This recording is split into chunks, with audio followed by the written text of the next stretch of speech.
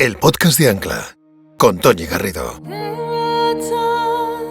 Bienvenidos a un nuevo episodio de nuestro podcast, un espacio en el que se entrevista a emprendedores que han vivido un problema de salud mental en primera persona. Desde su testimonio, otros emprendedores aprenderéis cómo prevenir y detectar estas enfermedades, cómo abordarlas y cómo restablecer vuestra salud, compaginándolo con vuestra profesión.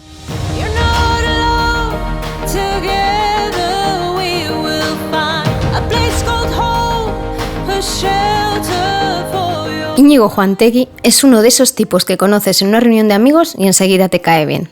De hecho, a mí ya me cayó bien antes de conocerle, simplemente escuchando entrevistas suyas o viendo sus ponencias. Me parece un hombre sincero, y eso en el mundo de la empresa es todo un valor. Íñigo nació en Navarra en 1985. Estudió ADE en Madrid y trabajó como consultor 2 años en Pricewaterhouse. Cuenta a modo de anécdota que su primera iniciativa empresarial fue montar un criadero de chihuahuas, cuando estaba acabando primero de carrera. No salió bien, pero le dejó claro que lo que él quería era emprender. Tan solo tenía 24 años cuando se lanza a su primer emprendimiento digital. En enero de 2011 inicia operaciones con La Nevera Roja, un e-commerce de comida a domicilio que vendería a Rocket Internet 4 años más tarde, en un exit que acaparó decenas de portadas de prensa económica. Lanzó Revival de forma encadenada, pero no prosperó, hasta que en enero de 2016 conoce al que sería su socio en su nuevo proyecto empresarial y se embarca en OnTrack. OnTrack es una plataforma tecnológica de transporte de mercancías por carretera. Establece un sistema inteligente de gestión de cargas, asumiendo toda la responsabilidad del proceso completo de la cadena de transporte.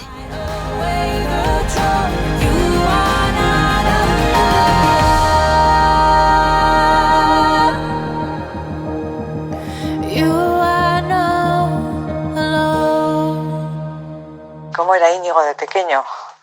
Pues fue un niño muy alegre, desde muy chiquitín, desde bebé, la verdad que lo tuve yo en brazos, estuvo el primer año de vida, yo creo, ¿eh? No porque llorara, todo lo contrario, no lloraba, era una ricura. Fue, una alegría enorme el que viniera, el tenerlo. Y fue una felicidad, y creo que ha sido toda la vida. Y de niño, ¿cómo era? Pues de muy chiquitín empezó a hablar muy pronto y hablaba bastante bien, y le encantaba tener conversaciones con los mayores, y le seguía el rollo a todo el mundo fenomenal. Era muy espabilado, muy listo, era un niño especial. Todos me quería mucho todo el mundo porque era muy simpático y era a veces un poco cabezón. Conseguía lo que quería muchas veces por cabezonería, pero otras veces también por ingenio, puro ingenio. Era muy sensible con las personas mayores, mucho. Con su bisabuela, le seguía como cuidándole cuando era muy chiquitín, con 3 años, y así le seguía y iba detrás de ella como para que no se cayera. Y como hijo ha sido un hijo ejemplar, cariñoso, atento, una gozada de hijo.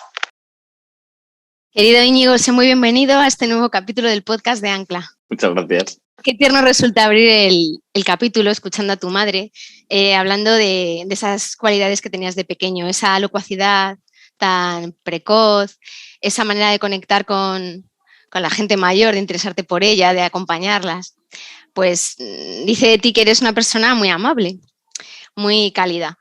Esa manera tuya de ser, ¿cómo ha afectado en tu desempeño en el emprendimiento? Porque hay emprendedores que dicen que se tienen que poner a hacer un avatar, que han creado un avatar para desempeñar esa función. ¿A ti cómo te ha ido en eso? Yo creo que soy en general bastante transparente en cómo soy. En mis primeras etapas en la etapa de La Nevera Roja, que era razonablemente joven, ahí la verdad que no era, ni consciente de ser avatar o no avatar o lo que hacía, estaba más bien en modo automático. Cuando pienso en eso, en cuando era pequeño, es verdad que me costaba mucho menos relacionarme con la gente mayor que con la gente de mi edad. No sé muy bien por qué ni lo que quiere decir, pero eso es una realidad. Y yo creo que eso de alguna manera siempre me he sentido un poco como fuera de sitio. Me pasó me pasaba de pequeño, ¿no? Cuando estaba con la gente de mi edad, con la gente que supone que eran los míos, y me pasó también en el trabajo. Me pasó en la universidad un poco también, y yo creo que esa es la razón, una de las razones por las que dije yo no valgo para esto, y me lancé a montar la nevera. Pero sí, entonces no sé, a lo mejor sí que me ayudó a dar un salto, no sé. Bueno, eso seguro que más adelante lo descubrirás, estoy segura. Te queda mucho camino, que eres muy joven.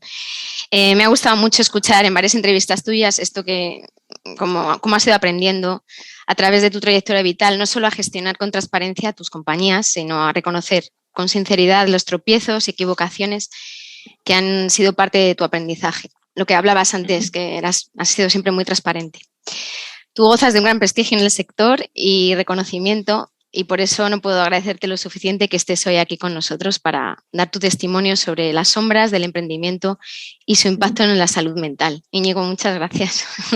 Nada. Te lo comenté el otro día cuando preparamos la entrevista. Me reí mucho contigo cuando estabas en un foro de la Fundación de lo que de verdad importa y hablabas con mucho humor que tienes, maravilloso, de cómo iniciaste tu emprendimiento con Chihuahua, con Blanquita, y cómo te fue. Me gustó mucho escucharte. Ese sentido del humor que tienes me vale de pie para hacerte esta primera pregunta. ¿Siempre tuviste claro que querías ser emprendedor? No, de hecho, o sea, el primer acercamiento al emprendimiento fue Blanquita, que fue el segundo de carrera, y fue un fracaso. Bueno, depende a quién le preguntes, ¿no? Si le preguntas a mi abuela, fue un éxito porque se quedó con el perro. Y se enamoró de él para siempre. Y se enamoró de él. De hecho, murió hace un par de años, el pobre perro. Ya era muy mayor, pero él, desde un punto de vista puramente financiero, fue un fracaso absoluto. Pero ya te digo, yo sí que sentía que no era parte del grupo, no sé, siempre estaba un poco fuera. Y me hice un Erasmus a Lisboa, que de hecho es donde estoy ahora, y ahí hubo una carrera que era emprendimiento. Creo que no había nada parecido en mi universidad en Madrid. Y en esa carrera me obligaron a hacer un proyecto. O sea, básicamente todo el curso era que tú hagas un proyecto sobre tu emprendimiento. Entonces creé un concepto de aplicación y tal, y eso la verdad que me gustó bastante. Y luego mis años en Price, pues desarrollé más esa idea y de hecho se la conté a mi amigo José y estuvimos pensando en hacer o no hacer y tal. Al final esa la descartamos, pero luego vino él con otra idea que me compartió, que fue la nevera roja, y esa fue la que decidimos lanzar. O sea que yo creo que siempre estuvo ahí. Además, tiene gracia, hablo por José en este caso, pero él también creo que es un tío que se aleja del mainstream, ¿no? O sea, no sé si creo que no está a gusto con el mainstream igual que yo y siempre me ha hecho gracia que los dos tengamos ese carácter y los dos nos hayamos decidido lanzar a hacer lo nuestro. Era súper joven, además, solo tenías 24 años cuando te embarcas en la nevera roja, ¿no? Tu socio y tú entráis a muerte en el proyecto y os ponéis a trabajar a destajo. ¿Cómo era un día cualquiera de Íñigo Juantegui mientras estaba al frente de la nevera roja? Cuéntanos cómo era. Pues era levantarse a las 9 más o menos, a estar en la oficina a las 9:30, 10. Lo único bueno que tenía la nevera roja es que no había que madrugar mucho porque en la comida a domicilio es sobre todo comidas y cenas, ¿no? Nadie desayuna, ¿no? Muy poco. Así que sí, era pues hasta las 9 y luego pues hasta las 10 de la noche todos los días, 11, los fines de semana incluso peor y poquitas vacaciones. Era trabajando, apagando fuegos todo el día. O sea, la sensación de estar apagando fuegos y la sensación de estar, o sea, de tener que pensar siempre en el siguiente paso, ¿no? Vale, ahora se arregla, ahora hemos apagado este fuego, pero hay otro ahí, ¿no? Al final, primero éramos muy jóvenes, teníamos un equipo muy junior también, o sea, con poca experiencia, sobre todo al principio, y la empresa crecía rápido. Entonces era una sensación de estar apagando fuegos todo el rato que hacía que te sintieras un poco en la rueda del hámster, ¿no? Y luego, yo en ese momento no era consciente, yo creo que esto lo hablamos el otro día, pero con 25 o 26 años, pues con todo tiras y vamos, salida a muerte a las 8 de la mañana en la oficina y luego tal, y te daba igual, ¿no? O sea, podías. Pero lo que me he dado cuenta al reflexionar en ello, sobre todo el día de la venta o los días posteriores a la venta de la nevera roja, cuando ya me desvinculé más del proyecto, es que realmente no había disfrutado del camino o no de la mayoría del camino. O sea, tenía cosas positivas, va creciendo mucho, va muy rápido, mola, pero no estaba disfrutando del día a día, pues estás siempre pensando en la siguiente mierda que tienes que arreglar. Siempre, siempre hay una mierda que arreglar. O sea, esa es una máxima universal, ¿no? Y además recuerdo una vez mi padre me dijo un día una cosa que se me quedó en la cabeza y le he dado muchas vueltas. Entonces me dijo que cuando resuelves tu problema número 1, el problema número 2 adquiere la misma importancia que el problema número 1 en tu cabeza, ¿no? Entonces, ahora yo estoy enfocado en ese problema, me quito la ansiedad durante 10 segundos, pero ya el siguiente problema me vuelve a generar la misma ansiedad, ¿no? Y eso, al final, lo que demuestra es que no estás siendo objetivo, no estás viendo la realidad como es, estás metido en tu mundo de darle importancia a cosas que a veces no la tiene y de involucrarte de una manera que no es sana en el trabajo y pues en este caso en la resolución de problemas, ¿no? A la larga es contraproducente. Claro, y pernicioso. De eso vamos a hablar ahora en unos minutos. Por eso quiero yo indagar en el tema de tus rutinas, en tus hábitos en cuanto a comida, descanso, deporte en esa época. Súper saludable todo. Yo creo que iba al gimnasio una vez al mes, comía hamburguesa o vamos, mal delante del ordenador, no sé cuántas veces, pero vamos, 4 o 5 por semana. Y luego, evidentemente, en casa pedir comida a domicilio pues todos los días, era obligado. Y no, en aquella época no tenía unos hábitos muy, muy saludables. Yo creo que el hecho de que fuera razonablemente joven, yo creo, o sea, pues te digo, 24, 25, 26 años, pues yo creo que hizo que pudiera pasar por esa época sin tener ningún achaque. Claro. Pero, por ejemplo, sí que me acuerdo un momento de un dolor de espalda ahí en el lumbago brutal. Bueno, nunca he estado tan gordo en mi vida como estaba en la nevera roja.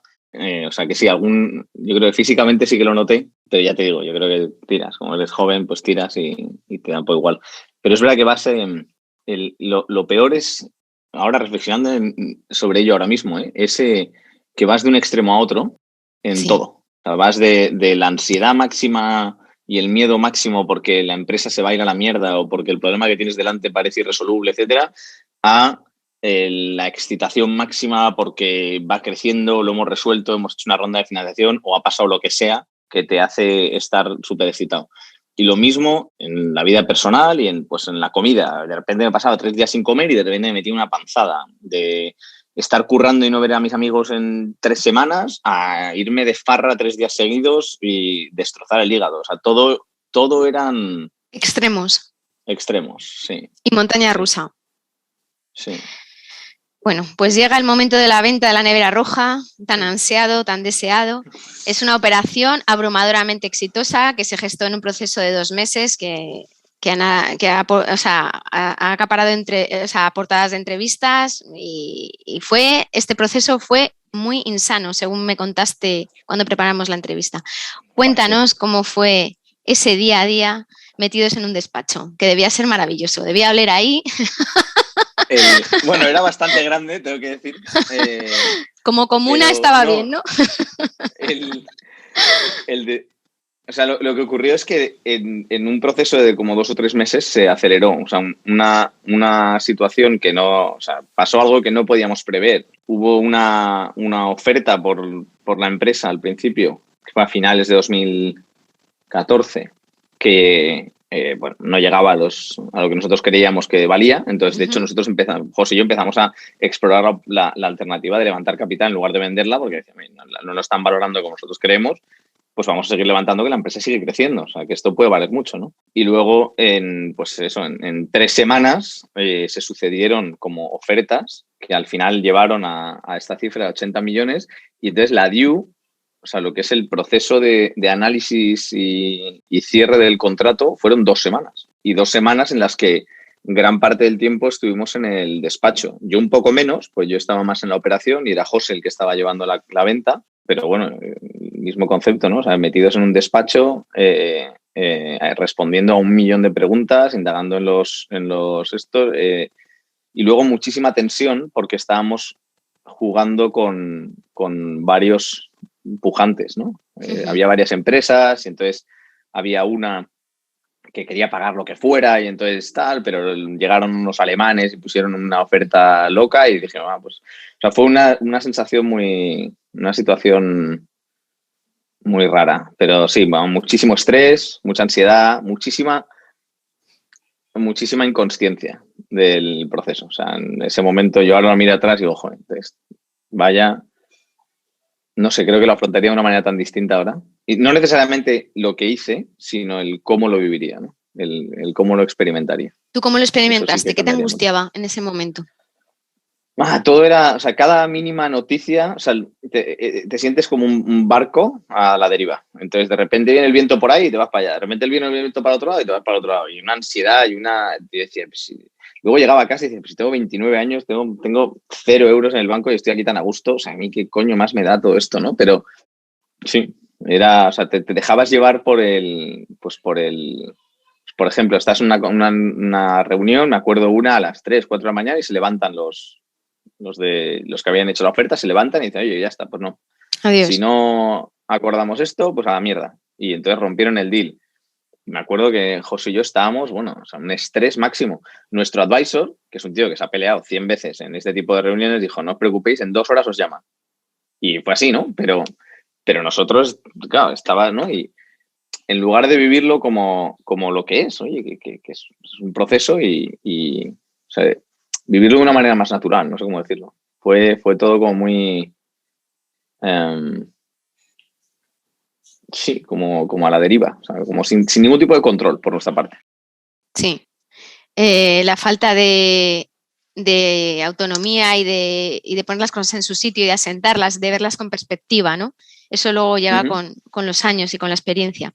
Entonces, por fin, llega el ansiado día y tras la firma, en lugar de sentirte pletórico, te sucede lo contrario. ¿Qué te ocurrió?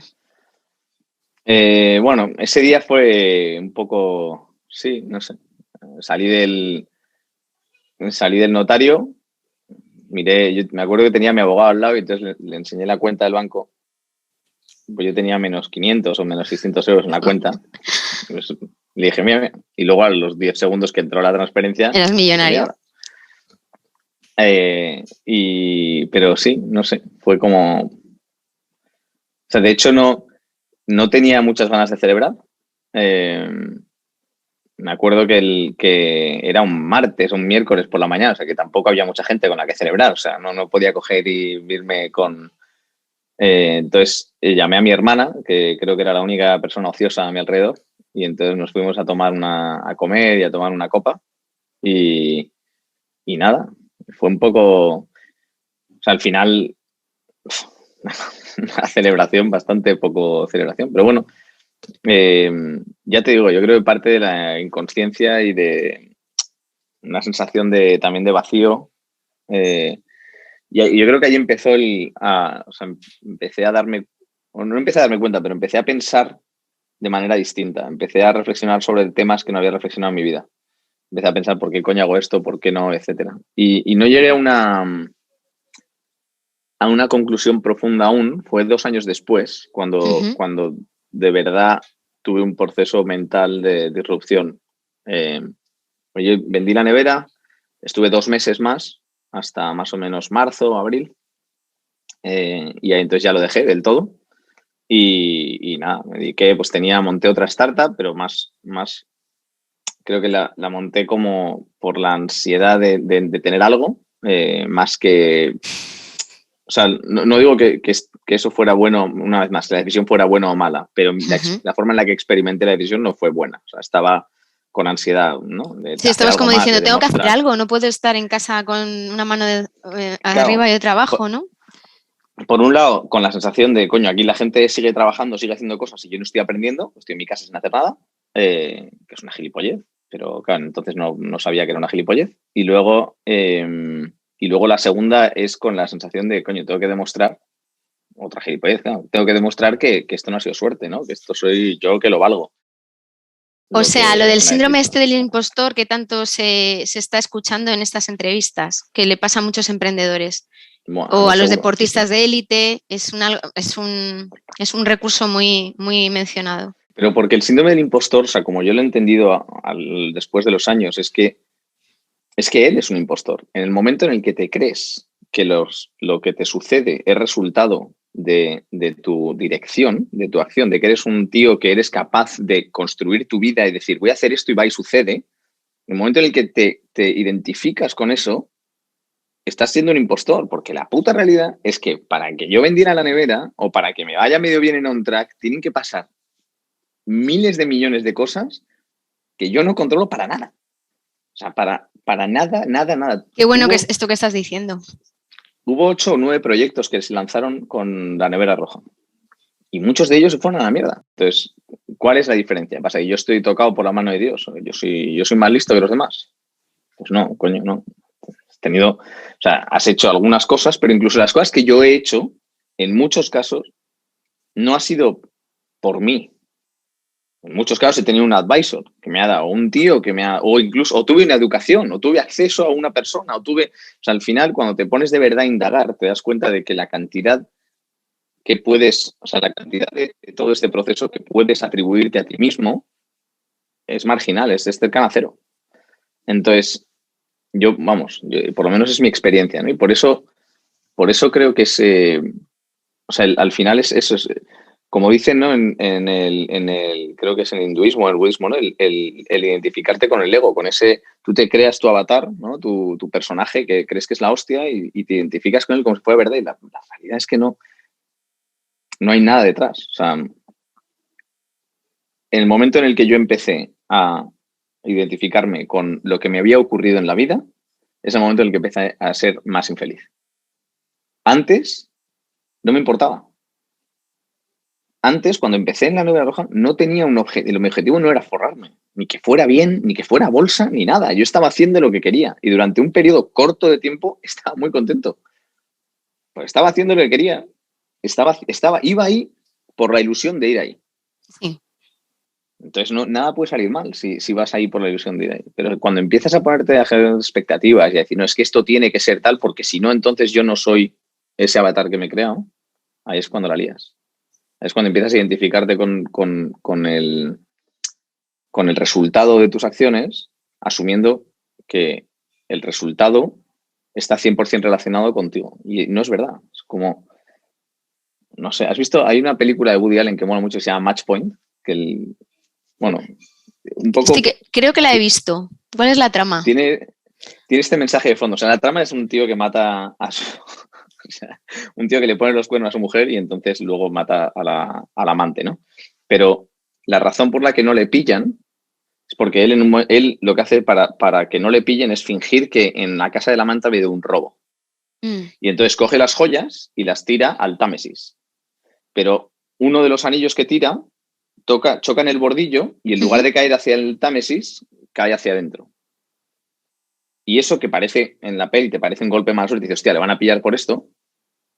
Al final, ese anillo lo acaba cogiendo un mendigo y entonces acaban inculpando al mendigo. Y entonces el tío dices, hostia, ha sido ese punto de suerte, ese punto de no control, de joder, no sabes si era bueno o malo lo que le iba a pasar y esa es la razón por la que no le pillan, ¿no? Y al final se sale de rositas con el asesinato. Entonces, es un poco eso, es que tú puedes creer que las cosas van a ir de una manera, pero luego salen de otra, ¿no? Y pensar que tanto pensar que es tu culpa como para pensar que es gracias a ti, yo creo que son dos errores. Lo son. Además, tú cuando me comentabas, cuando preparamos la entrevista, que también a nivel personal la Nevera Roja tuvo un impacto para ti grande con la relación con tu socio, que erais amigos y lo sufriste después y eso te dolió. Sí, mucho. Al final desarrollas una amistad que es distinta de cualquier otra amistad. Al final, 4 años me he pasado hablando con José todos los días, pasando por momentos de excitación absoluta y de depresión absoluta y pasándolos juntos, ¿no? Y apoyándonos y diciendo, vamos a muerte, pase lo que pase y tal, ¿no? Y al final, por no ser capaz de gestionar bien las emociones, yo personalmente de gestionar mis propias emociones y de gestionar bien la relación, al final acaba sufriendo la relación y sí, joder, hubo un momento en el que era duro, ¿no? Para los dos, ¿eh? O sea, quiero decir que yo creo que él acaba hasta la polla de mí y yo acabo hasta la polla de él en un momento dado. Y dicho esto, seguimos siendo íntimos y vamos, no puedo considerar otra cosa que mi amigo íntimo, ¿no? Pero durante ese proceso, sí, sufrió, ¿no? La relación sufrió. Bueno, pues lo que hemos comentado anteriormente, la conclusión de todo esto es que tu juventud te hizo hacer las cosas de ese modo porque pensaste que era la única forma de hacerlas, que no había otro modo, y tu inexperiencia facilitó pues, que no fueras consciente de los daños que te estabas causando a ti mismo, entre otras cosas porque tu fortaleza física te lo permitía, porque eras muy joven. Entonces llega 2016 y en ese año fundas OnTrack. Eres rico, te has casado y vas a tener un hijo, creo, ¿verdad? Pero solo sientes una insatisfacción permanente, es lo que me has dicho antes. Eso hace que en 2017 tomes conciencia de ese sentimiento y eso te alerta de que algo no va bien, pero te sigues dejando llevar por la vorágine en que estás metido. ¿Cómo te sentías en aquella época? Desarróllalo un poquito.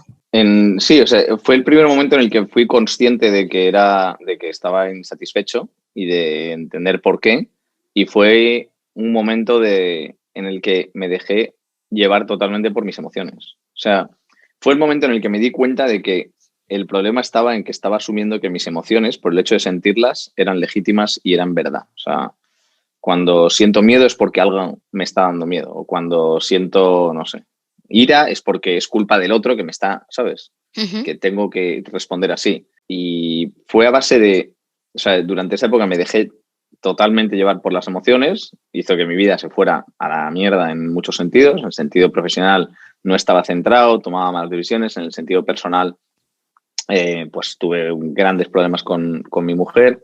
Y sí, la forma de ¿cómo se dice?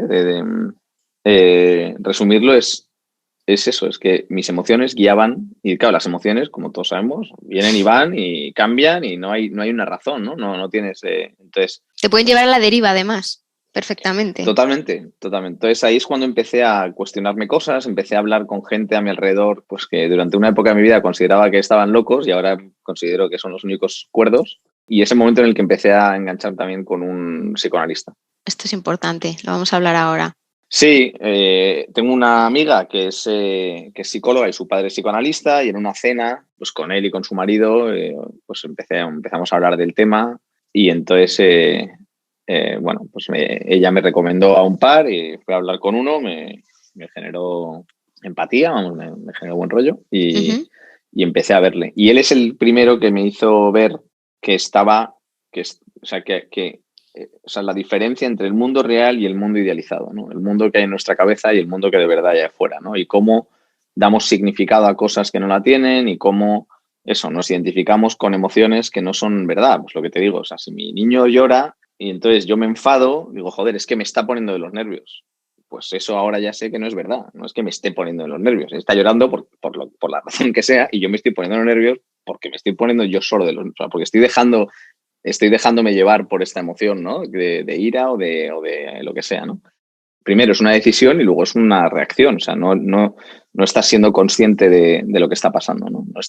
Estás viviendo tu historia, tu mundo. Mi niño es un capullo que llora, perdón.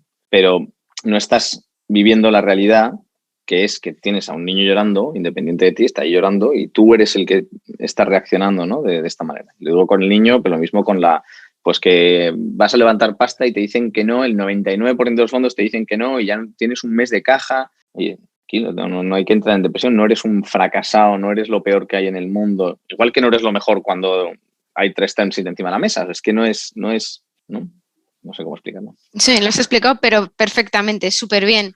O sea, que lo que pasa a nuestro alrededor nos hace daño o no en función de lo que queramos permitirle a ese exterior que nos dañe o que nos beneficie, ¿no? Al final, lo que queramos implicarnos en ello, ¿no?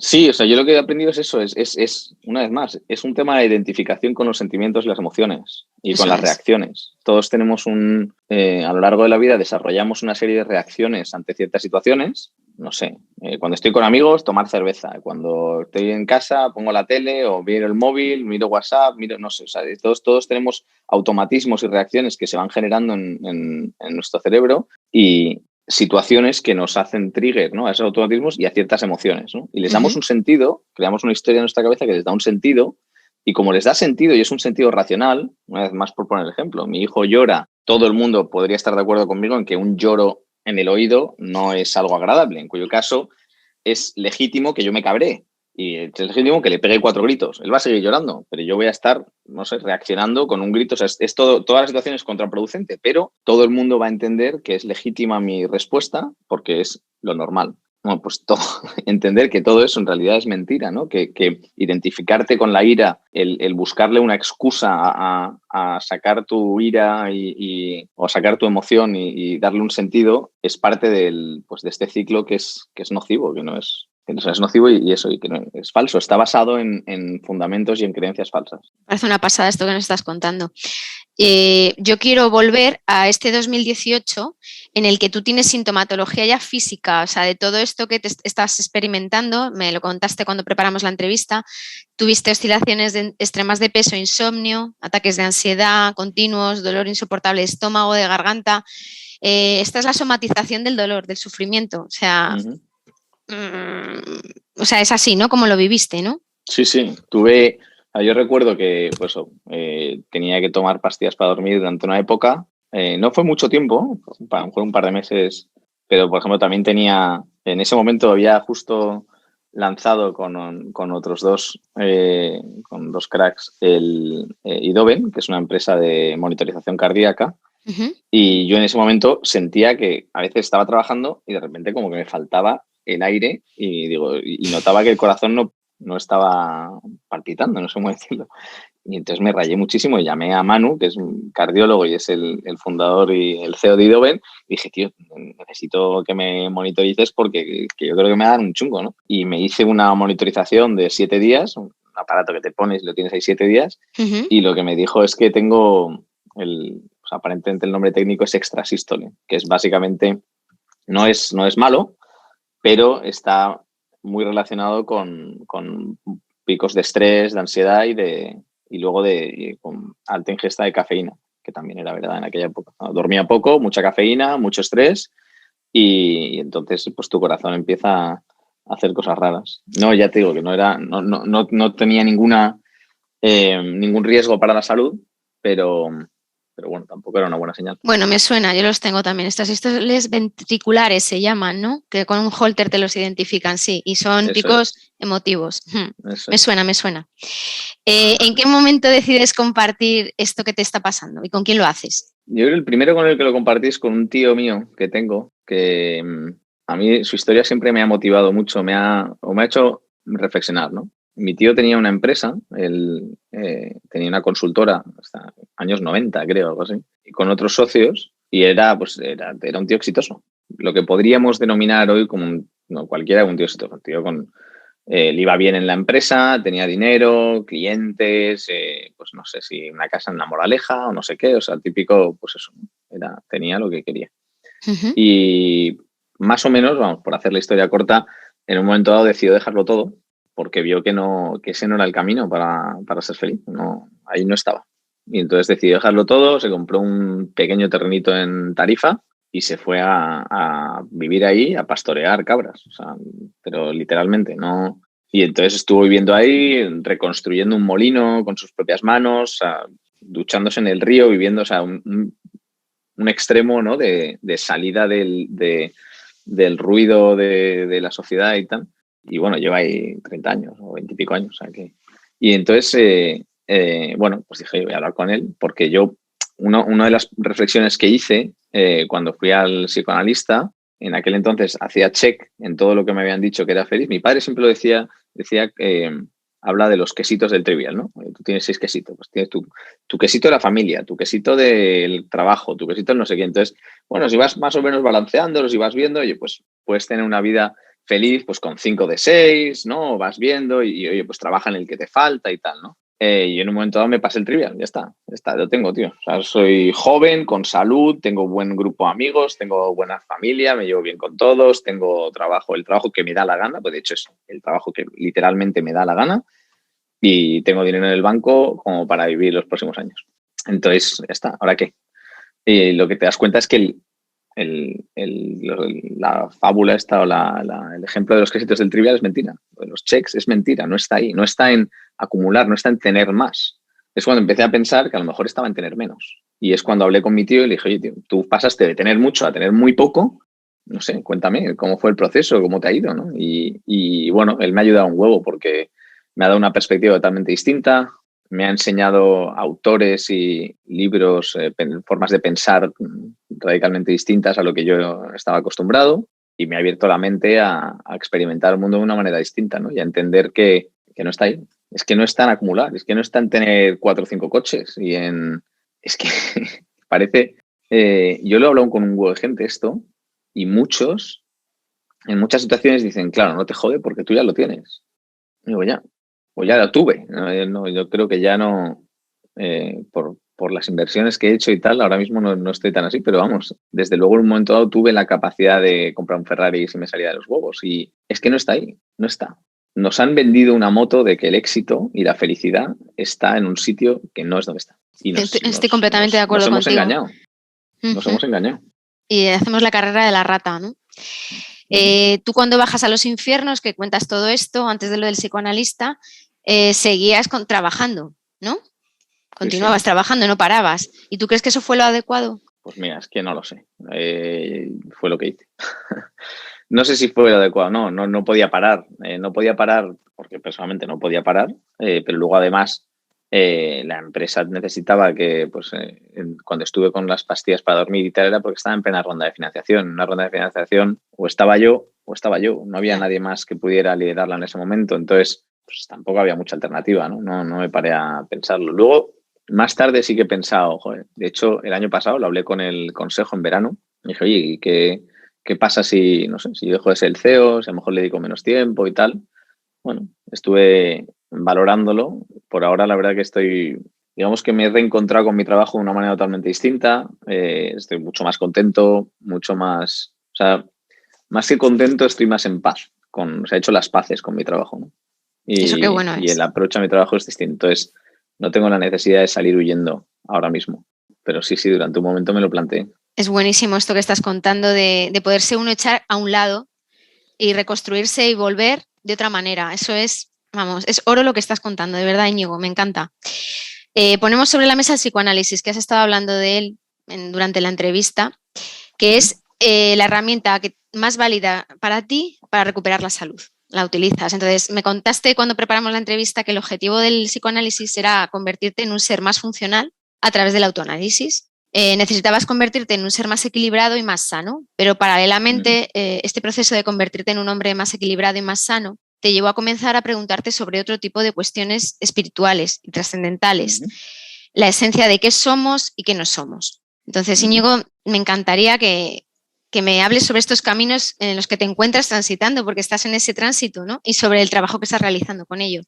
Descúbrenoslo. Sí. No, pues a mí el psicoanálisis me gustó mucho el approach inicial porque te ponía, o sea, al final lo que tienes es una persona delante que te va a ayudar a poner un punto de objetividad a una vida que es absolutamente subjetiva y en el que estás asumiendo, o sea, lo que te ayuda es saber cuáles son tu set de creencias. Bueno, estas son las cosas en las que estás creyendo ahora mismo, por lo tanto, como yo lo describía de otra manera, es como que te ayuda a leer tu libro de instrucciones, ¿no? Todos tenemos un libro de instrucciones, lo que decíamos antes, en la cabeza, pues él te ayuda a leerlo. Dice, mira, que sepas, tío, que estás asumiendo que tu felicidad, pues por ejemplo, él me decía, pero tú, ¿por qué un track tiene que ir bien? Que es una pregunta que si no te la haces, dices, pues, gilipollez, pues es obvio, tiene que ir bien, porque no quiero que vaya mal. No sé, es que tiene que ir bien y punto, tío. Y en un momento dado es verdad que te empiezas a preguntar, espérate, ¿por qué?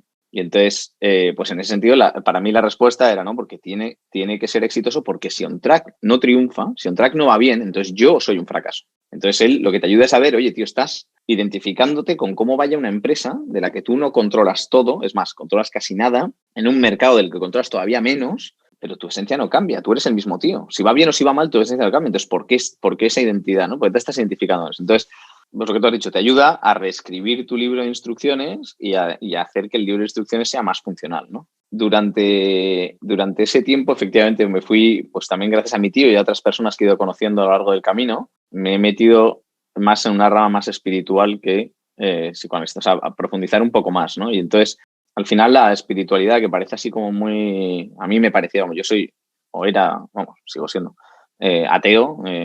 Fui a un colegio del Opus y salí de ahí, pues, en la dirección absolutamente opuesta. y vamos, no soy creyente, no voy a misa y no comulgo con ninguna religión en el mundo, ¿no?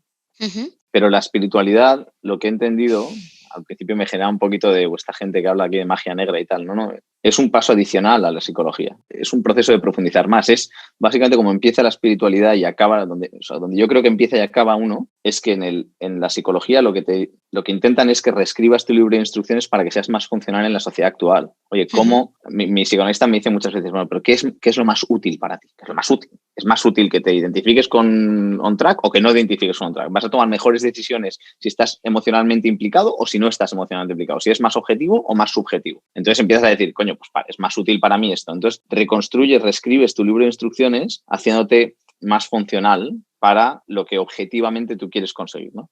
El salto a la espiritualidad es simplemente entender que realmente no necesitas ningún libro de instrucciones. No hay ninguna creencia en la que tú tengas que basarte para poder tomar decisiones de forma adecuada para tener una vida plena. Y es más, cualquier instrucción en sí mismo puede ser contraproducente. Nociva, ¿verdad? Porque es como si fueras dirigido al final, ¿no? Sí, al final es una creencia. Entonces, hay creencias más nocivas y creencias menos. Oye, la creencia de que si soy una buena persona me van a pasar cosas buenas, que es una creencia. Entonces, bueno, pues es mejor que lo que tengo que hacer es joder a todo el mundo para yo triunfar, que es otra creencia. Hay mucha gente que piensa, no voy a triunfar si no jodo a los demás.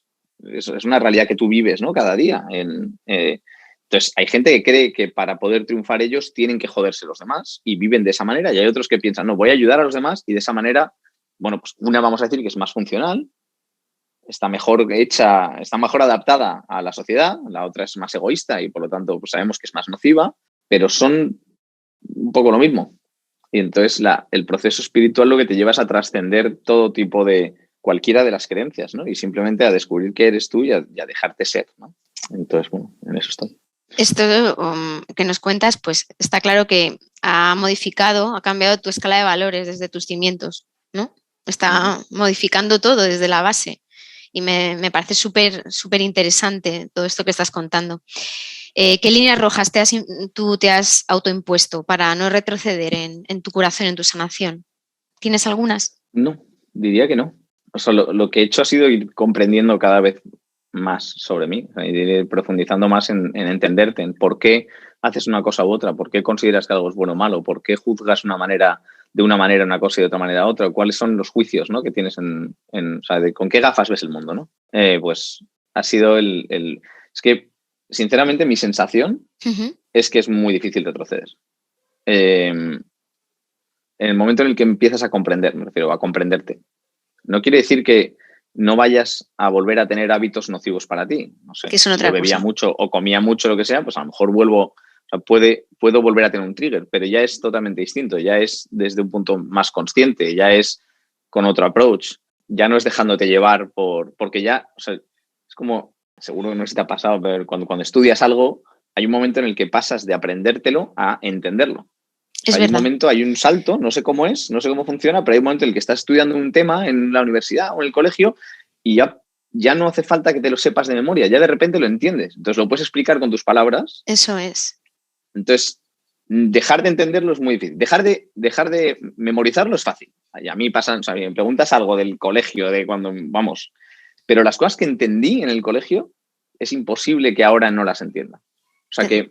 Te entiendo perfectamente. Por eso yo creo que esa diferencia, ¿no? Entonces, cuando empiezas a entenderte, retroceder es imposible. Es no imposible. Quiere decir, una vez más, que no tengas hábitos nocivos, pero desde luego es totalmente distinto, ¿no? Es una pasada lo que dices, porque sí, es el autoconocimiento. Cuando ya te conoces, eso no puede volver para atrás, está claro. Otra cosa son los hábitos. Supongo que con los hábitos has incorporado rutinas positivas, ¿no? Pues yo es que, por un lado, yo creo que soy un tío bastante vago y no soy un fan de las rutinas. Entonces, me cuesta mucho, pues por ejemplo, siempre he dicho, ¿no? Es que hay que hacer deporte y cuidar el cuerpo. Pero luego ya, bueno, pero ¿por qué? Bueno, y si me sale bien y si no, no. Y si te apetece bien y si no, no, ¿no? Me cuesta mucho entrar en rutinas y me cuesta mucho una vez más, también creo que estoy en una época en la que me cuestiono todo y cuestiono, oye, ¿por qué esto es bueno o malo? O sea, nadie podría decir que cuidar el cuerpo sea algo malo, ¿no? O sea, todo el mundo consideraría que es algo positivo. Siempre que no sea excesivo, sí. O sea, siempre que sea en término medio. Se supone que Llevar el cuerpo a un límite es malísimo. Yo lo que pienso es, si esto va del cuerpo, pues deja que el cuerpo te diga. Entonces hay momentos en los que pues llevo un mes sin hacer nada de deporte, entonces me duele un poco la espalda. Bueno, pues estira o sale a correr o haz algo de ejercicio o tal, ¿no? Pero sobre todo es escucharme. Es escucharme y hacer caso a lo que oigo. Entonces, el escucharme nunca ha convertido un proceso en rutinario. Nunca, de hecho, yo creo que no tengo 2 semanas iguales nunca. Pero eso hace que tu vida sea más divertida, seguro, ¿eh? Seguro. La rutina es terrible, yo la odio. La odio, de verdad. No la soporto. Me apaga. Pues entiendo que lo que es la alimentación sí que la cuidas, porque no has vuelto a subir de peso, tener esas oscilaciones que me contaste, y eso creo que sí que lo has incorporado en tu vida, aunque no nos lo digas, pero te estoy viendo y te veo que estás perfectamente, con lo cual entiendo que comes bien. Ahora sí que llega el final de nuestra entrevista. En este podcast siempre terminamos con la última pregunta, tomando de la mano al pequeñín, parlanchín y cariñoso que nos presentaba tu madre. Volviendo la mirada a los ojos del niño que fuiste, del que hablamos al principio de la entrevista, ¿qué le dirías? ¿Qué mensaje le envía el Íñigo del presente a aquel Íñigo de la niñez? Joder, yo creo que si te voy a dar un mensaje sería que no te preocupes. ¿En una botella? Así que es muy romántico y llegaría ahí al Atlántico. No, sí, depende de cuando me llegue. Si me llega en la adolescencia me bebo la botella, entonces hay que tener cuidado con mandar cosas en botella. Pero al niño sí. No, le diría que no se preocupe. O sea, al final, sí, mirando atrás me doy cuenta de que he vivido muchas veces preocupado, angustiado, con miedo por cosas que nunca jamás ocurrieron. Y que te han privado de experimentar momentos que no vuelven, ¿no? Entonces, pues, no sé, relájate y disfruta. El aquí y el ahora, ¿no? Que tanto dicen los psicólogos y los filósofos. Pues que me ha encantado todo esto que me has contado, Íñigo, que yo creo que todo el mundo que nos escuche va a aprender un montón de tu propio aprendizaje, te lo juro, ¿eh? Me ha encantado esta entrevista. Muchísimas gracias por habernos regalado este testimonio de búsqueda de crecimiento personal, que está siendo incesante, que estás en él, y lo que te acabo de decir, estoy convencida que con él has removido el corazón de muchos emprendedores que nos estarán siguiendo. Ha sido un verdadero placer charlar contigo.